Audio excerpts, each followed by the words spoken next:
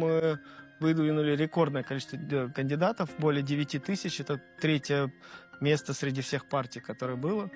Вспомнить 5 лет назад, во-первых, мы участвовали всего там в 4 или в 5 регионах, еле-еле перекарабкались через 5%, а сейчас уверенно занимаем второе, третье.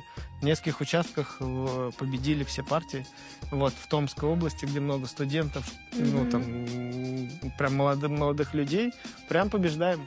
Ну, замечательно. А какой основной запрос, с которым обращаются избиратели, ну, в частности, которые выбирают вашу партию? Везде по-разному, но это обычно за нас голосуют те люди, которые хотят прогресса. Знаете, хотят, чтобы у нас была страна современная, интересная, а если это где-то в регионе, то хотят, чтобы было как в Москве.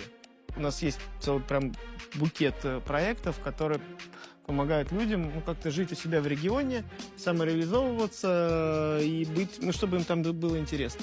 Вот, мы им в этом помогаем, а они потом за нас голосуют. Вот как бы такой простой секрет. В основном это молодые люди крупных городов.